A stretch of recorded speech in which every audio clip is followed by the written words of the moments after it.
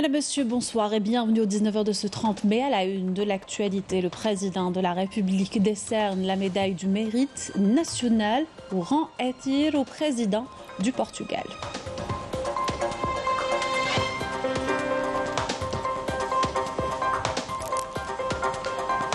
Sur instruction du président de la République, relogement à Tipaza et Le Bouakri des familles sinistrées par les dernières intempéries.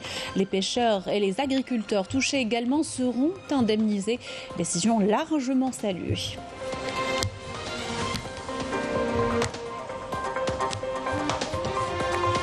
Le général d'armée Saïd Chenguereha, chef d'état-major de l'armée nationale populaire, a supervisé un exercice tactique de nuit avec munitions réelles intitulé Al-Israr 2023 au deuxième polygone de tir et de manœuvre de Djemdemouch.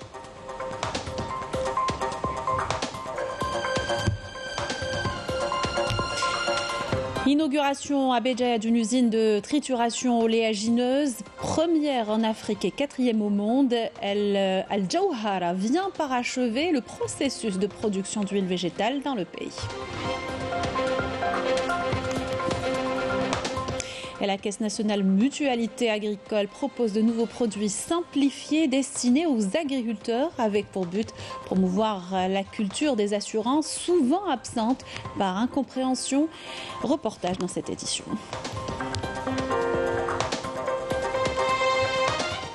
Bienvenue à tous, heureuse de vous retrouver. Je vous le disais en titre, le président de la République, Abdelmadjid Tebboune, a décerné la médaille du mérite national au rang Étir au président du Portugal, Marcelo Rebelo de Sousa. Et pas moins de 132 familles sinistrées relogées à partir de ce mardi à Tipaza et Le Bouakri. Instruction du président de la République qui avait fixé un délai de 48 heures pour l'opération. Celle-ci fait suite aux dernières inondations survenues dans l'est et le centre du pays qui avaient causé des pertes humaines et des dégâts matériels. Du mobilier et de l'électroménager ont également été distribués sur les familles concernées. Le point par Amel Bouakri. À Tipaza, l'une des wilayas affectées par les dernières intempéries, l'heure est au relogement. Ici, 111 familles sinistrées qui ont perdu leur maison ont été recensées dans les communes de Bousmaïl, Fouka et Koléa. Une première opération de relogement dans des sites de Bouharoun, Khmissi et Fouka a d'ores et déjà démarré. En un temps record, après les intempéries, les familles bénéficiaires foulent ainsi le sol de leurs tout nouveaux appartements. Je remercie le président de la République pour les décisions honorables qu'il a prises concernant notre relogement dans un délai de 48 heures. Je salue aussi l'élan de solidarité extraordinaire, la société civile, le mouvement associatif. Tout le monde s'est mobilisé, ça fait vraiment chaud au cœur. Nous avons perdu notre maison suite aux intempéries et notre prise en charge a été immédiate. Je suis handicapée, de même que mon enfant. Monsieur le Président, vous nous avez honorés en nous offrant ce logement. Que Dieu vous bénisse. Nous ne pouvons que saluer la rapidité avec laquelle nous avons été pris en charge. En moins de 48 heures, nous avons été relogés. Autre wilaya touchée par les pluies torrentielles, Le Bouakri. Ici, 219 familles sinistrées ont été recensées. Dans un premier temps, 11 familles ont bénéficié de logements flambant neufs, en attendant d'autres opérations dans les prochains jours. Nous avons vécu un vrai cauchemar, mais aujourd'hui, c'est comme une nouvelle vie qui commence pour nous. Nous avons vécu un vrai calvaire, mais les pouvoirs publics nous ont assuré une bonne prise en charge depuis l'effondrement de notre maison jusqu'à notre relogement. Même si la perte de leur maison a été une épreuve des plus pénibles, le relogement des sinistrés au lendemain des inondations a été une décision salutaire qui a fait beaucoup d'heureux. Et les intempéries ont touché également des exploitations agricoles à Guelma. Les agriculteurs ayant subi des pertes suite aux dernières pluies ont été recensés et seront indemnisés dans les plus brefs délais. Une décision largement saluée, nous dit Amal Siridir. En quelques heures, d'énormes quantités de pluie se sont abattues sur la wilaya de Guelma, entraînant ainsi des inondations dévastatrices et le débordement des eaux des Oued. Des intempéries qui ont causé d'importants dégâts matériels, dont la destruction des routes ainsi que la perte de centaines d'hectares de cultures.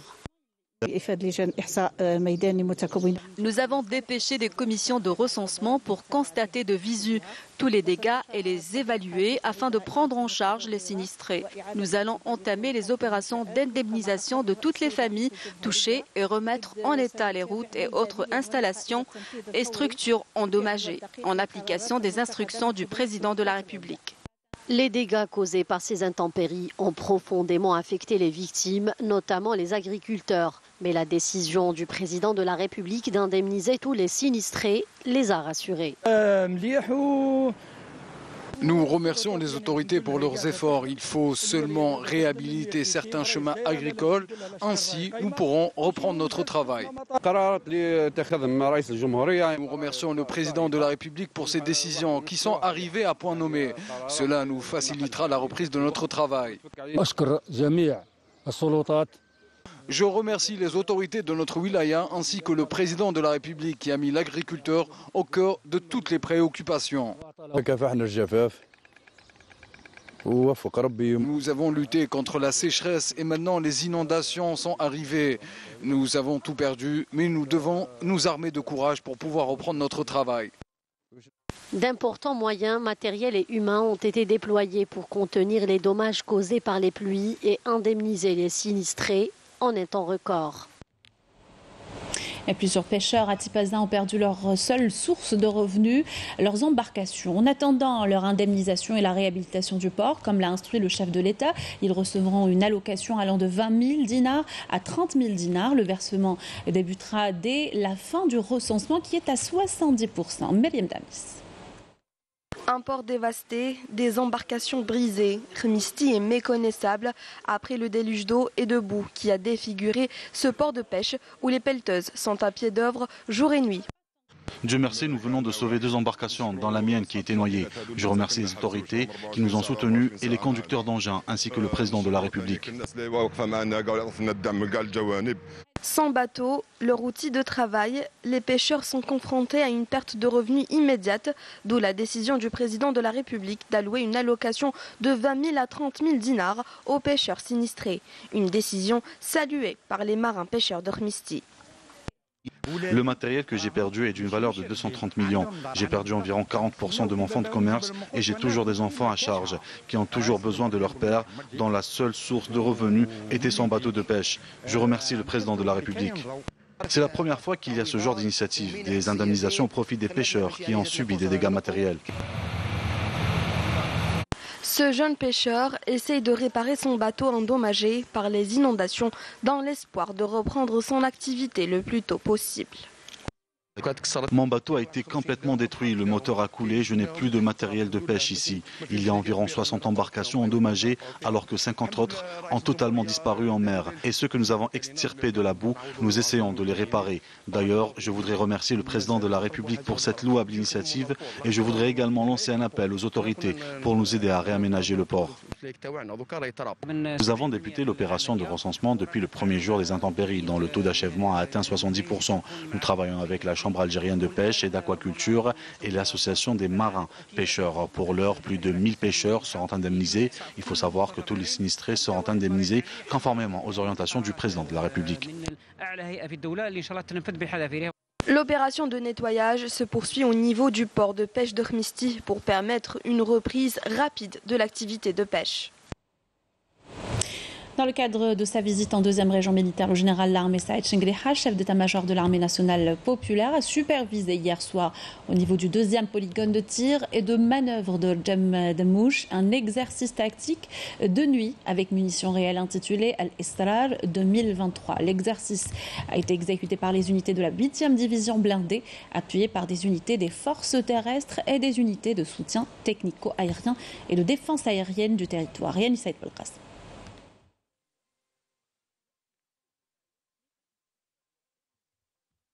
Le général d'armée a en premier lieu suivi les exposés présentés respectivement par le commandant de la 2e région militaire et le commandant de la 8e division blindée, portant sur l'idée générale de l'exercice scindé en 2 phases. La première théorique avec la participation des états-majors des commandements régionaux et des unités participantes.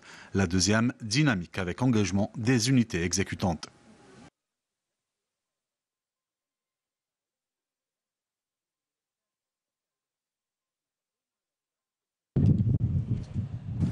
Au niveau du deuxième polygone de tir et de manœuvre de Rajam de Mouche, le général d'armée a suivi de près le déroulement de l'exercice exécuté de nuit dans des conditions proches du réel, conformément au plan établi.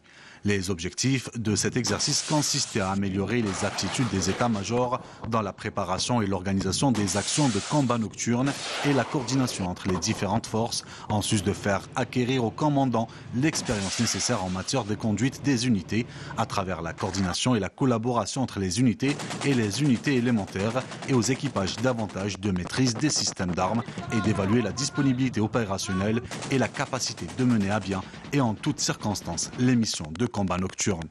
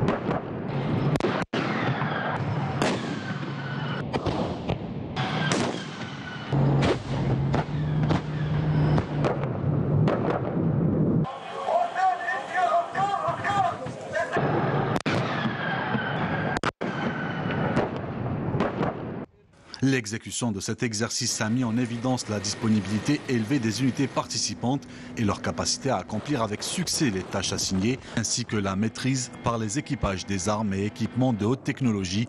Elle a également démontré le développement atteint par nos forces armées ces dernières années.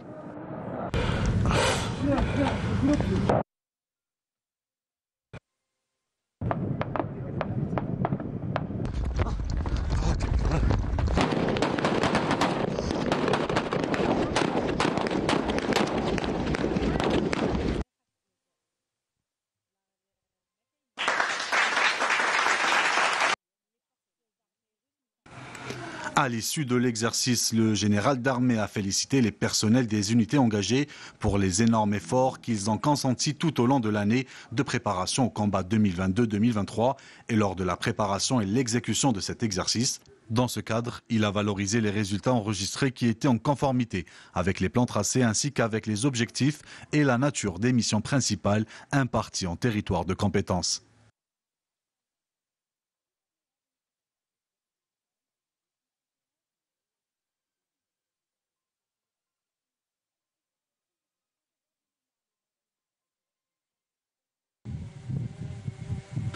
Enfin, le général d'armée a passé en revue les formations engagées dans cet exercice.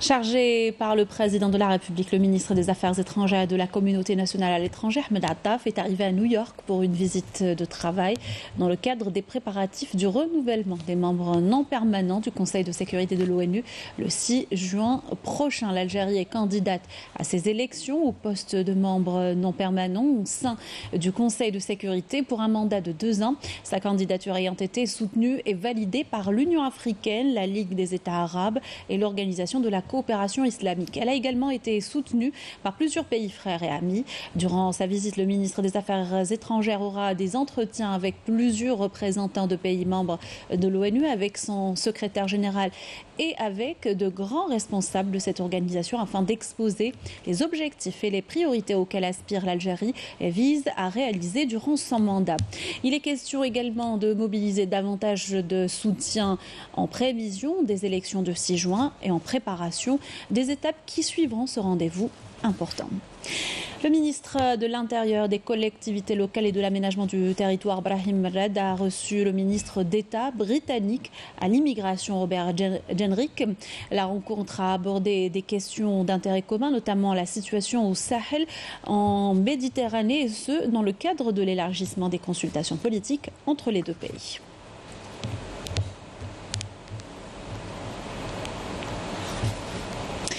L'inauguration ce mardi à Béjaïa d'une usine de trituration oléagineuse du groupe Cévital. L'unité Jawhara est la première en Afrique et la 4e au monde. Une importante structure qui vient parachever le processus de production d'huile végétale dans le pays. Et en plus de la création d'emplois, l'usine boostera le secteur agricole dans la région et contribuera à réduire l'importation des graines destinées à la production d'huile de table et l'aliment de bétail. Sa capacité de production dépasse les 3000 tonnes jour. Elle suffit donc à couvrir les besoins du marché local, nous dit Manal Ladjel, commentaire de Majda Jahmoud.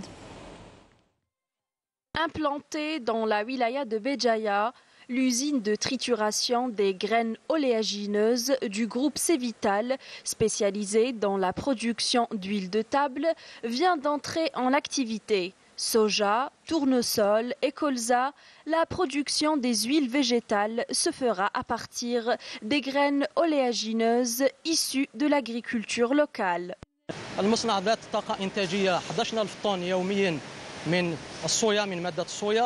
La capacité de production de notre usine est de 11 000 tonnes jour en matière de soja, 5 000 tonnes en ce qui concerne le colza et 6 000 tonnes pour le tournesol.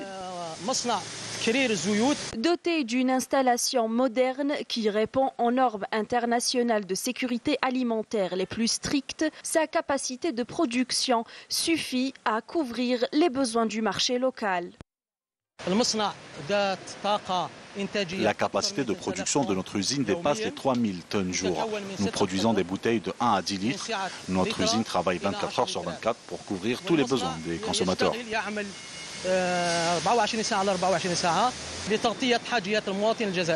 Pour obtenir une qualité supérieure, l'huile passe par plusieurs étapes avant d'être commercialisée.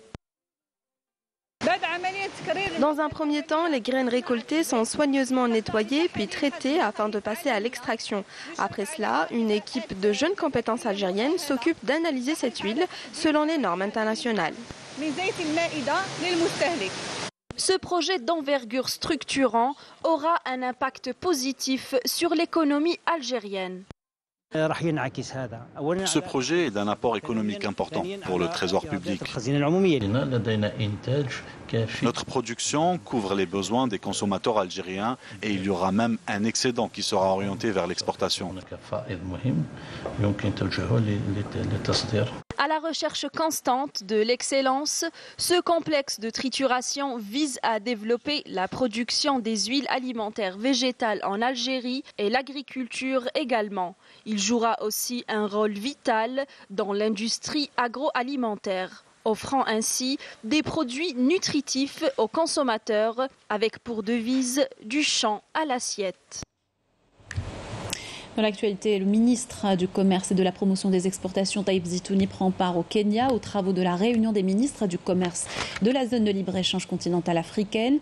La réunion se tiendra à Nairobi, ou plutôt se tient à Nairobi et vise à définir les priorités de mise en œuvre de l'accord sur la ZLECAf.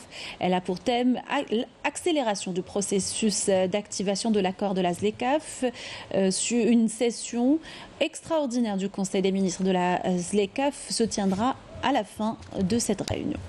Puis poursuite des travaux de la 49e conférence et assemblée générale de l'Organisation des assurances africaines sous le thème « La contribution de l'assurance au défi de la sécurité alimentaire en Afrique ». Il est question de promouvoir le secteur des assurances dans le continent qui ne dépasse pas les 3% du chiffre mondial. La micro-assurance et les insurtechs peuvent constituer des leviers importants pour développer l'assurance agricole dans le continent, ont souligné des experts et des professionnels du secteur. Et justement, la CNMA, la Caisse nationale de mutualité agricole, propose de nouveaux produits simplifiés destinés aux agriculteurs, puisque la culture de l'assurance, notamment chez les agriculteurs, est presque absente. L'une des raisons, le manque d'informations et l'incompréhension du système des assurances. Reportage de Raouf Hamouche. Pour beaucoup d'agriculteurs et d'éleveurs, les risques climatiques tels que grêle, tempêtes, inondations et feux sont source de pertes énormes de récoltes, de biens et de cheptels. Certains perdent tout ce qu'ils possèdent et peinent à se remettre sur pied car ils n'ont pas souscrit à une police d'assurance. Ils ne sont malheureusement pas nombreux à le faire en dépit des multiples avantages qu'elles offrent. Il faut dire que les agriculteurs et les assurances n'ont jamais fait bon ménage. La culture plutôt de penser à s'assurer est un peu mitigée. Mitigé, vous dites mitigé, pourquoi monsieur ? Depuis 1996 à ce jour, La CNAMA faisait la sous-traitance pour la CNAS ou la CASNOS, je ne sais pas. Cette sous-traitance a été retirée. Ce qui fait le contact entre les agriculteurs et la CNAS était absent. Et pour le nouer, il n'y a pas eu assez d'initiatives dans ce sens. La police d'assurance n'est pas un luxe mais une nécessité.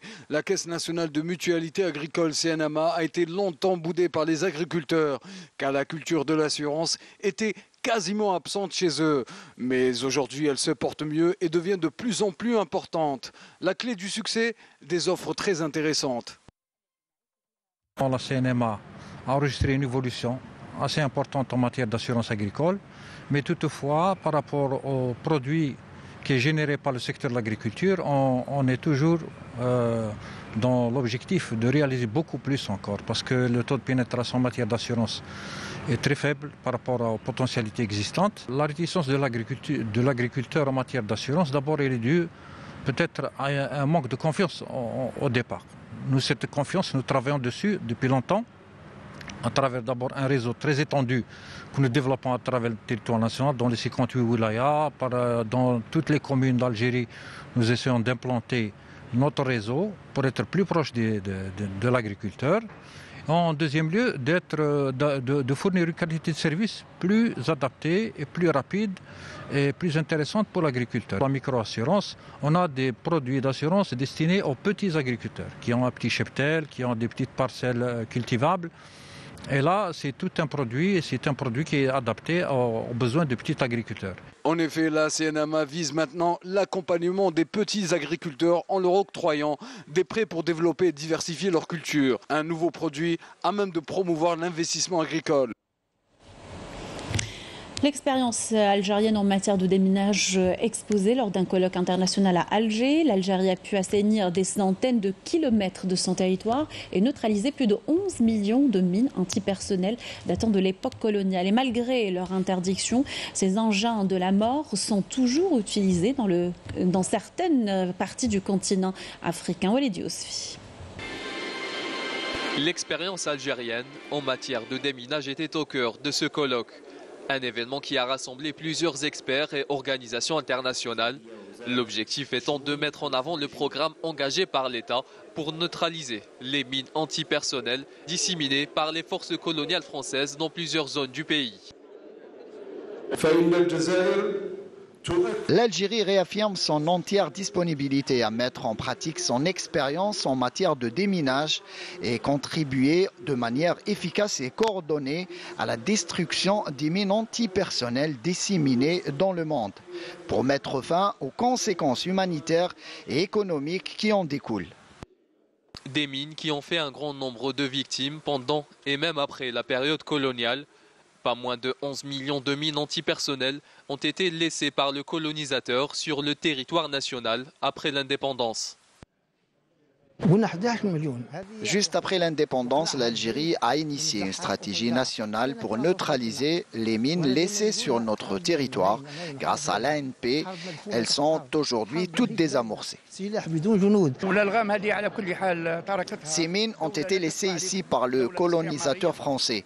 À l'époque, ils utilisaient deux types de mines. La première a pour objectif de blesser la personne au niveau des membres inférieurs. La seconde est plus dévastatrice et a pour mission de tuer.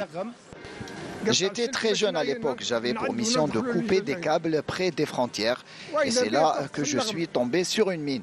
Tout s'est passé très vite, j'ai perdu mon pied au moment de l'explosion. D'une durée de 2 jours, ce colloque est aussi une occasion de partager les expériences entre les participants venus d'une 50aine de pays et d'encourager la coopération face aux dangers des mines antipersonnelles dans le cadre de l'action africaine commune. Hommage au défunt Fnides Ben Bella, ancien directeur général du journal Al-Shab, le ministre de la Communication Mohamed Bouslimani, qui a assisté à la cérémonie au siège du quotidien, a mis en avant le parcours journalistique et professionnel du regretté et son apport au journal et à la corporation. La famille du défunt a été également honorée à cette occasion. À l'étranger, l'ONG internationale Human Rights Foundation a condamné ou condamne les récentes violations marocaines contre le peuple sahraoui, appelant au respect absolu des droits de l'homme et des résolutions de l'ONU dans les territoires occupés, des hostilités comprenant une série d'actes allant de la diffamation calomnieuse dans les médias aux opérations militaires contre des civils non armés en passant par les cyberattaques. Puis la rue marocaine de plus en plus en colère, la population dénonce la répression et les violations des droits de l'homme exercées par le Marzen. Ce dernier poursuit notamment sa politique de normalisation en ignorant les revendications des Marocains. Mariam Damis. Au Maroc, la question de la violence dans les prisons reste un sujet préoccupant qui doit alerter les instances internationales. Plusieurs rapports d'ONG et témoignages font état de cas de torture perpétrés à l'encontre des détenus. Emprisonnés dans des conditions inhumaines et dégradantes, ils subissent toutes sortes de violences physiques et psychologiques, sans avoir même accès aux soins. Ces actes abusifs demeurent impunis et les plaintes pour torture ne sont jamais suivies d'enquêtes sérieuses. Les familles des prisonniers vivent dans l'angoisse et luttent sans relâche pour dénoncer les mauvais traitements qu'endurent leurs proches en organisant des sit-ins pour attirer l'attention de l'opinion internationale et des médias. Une manière de faire pression sur le Marzen pour l'obliger à revoir les conditions de détention et faire cesser les actes de violence à l'encontre des détenus d'opinion. Amnesty International et Human Rights Watch ont documenté de nombreux cas de torture au sein des établissements pénitentiaires marocains. Le Maroc a d'ailleurs déjà été condamné plusieurs fois pour torture par le Comité contre la torture des Nations Unies pour les graves sévices qu'ils font endurer aux prisonniers. Le journal français Le Monde a consacré toute une page sur la situation de la liberté de la presse au Maroc, critiquant la politique de corruption du Marzen, notamment dans le secteur de la justice. Le régime du Marzen fait subir à son peuple les pires sévices, en commençant par la longue liste des manquements aux droits humains les plus élémentaires, tels que l'accès à la nourriture, à la santé, à l'éducation et au travail. Nouvelles agressions sionistes dans les territoires occupés. Pas moins de 46 Palestiniens ont été blessés tôt ce mardi lors d'un nouveau raid des forces d'occupation dans le camp d'Askar à l'est de Naplouse. C'était suite à des descentes dans la maison du martyr Hassan Qatnani pour procéder à ces démolitions. Par ailleurs, des dizaines de colons ont pris d'assaut la mosquée Al-Aqsa à Al-Quds occupée, soutenue par la police sioniste, et ont effectué des marches et des rituels talmudiques dans une énième provocation. Sport football, le MC Alger s'est imposé face à l'USM Khanchla 1-0 en match à huis clos disputé cet après-midi au stade Omar Ben Rabah de Dar el-Beida en ouverture de la 24e journée du championnat de Ligue 1. L'unique but de la partie a été inscrit par le capitaine Ayoub Abdellaoui à la 23e minute. Avec ce résultat, le Mouloudia d'Alger conforte sa 3e place au classement avec 39 points et revient à 4 longueurs du deuxième, le CS Constantine. Et l'Algérie prête pour la 15e édition des Jeux panarabes. Constat ce matin de la délégation de l'Union des comités olympiques nationaux arabes en visite d'inspection dans le pays depuis plusieurs jours. Elle a passé en revue des installations sportives mobilisées pour l'événement prévu du 5 au 15 juillet 2023. Le Haut Comité d'organisation a animé une conférence de presse ce matin. Je vous invite à écouter le secrétaire général du comité. Il est au micro de Mourtar Hamani. Je pense que je peux confirmer ce constat.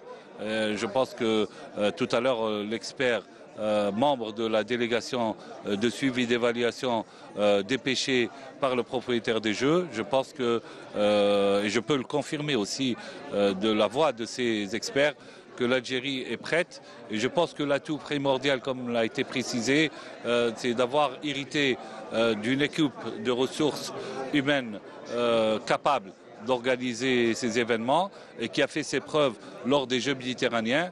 Aussi, l'héritage positif, c'est tous les équipements et les ressources technologiques qui ont été héritées des Jeux méditerranéens vont être un support de qualité indéniable pour la réussite de ces Jeux.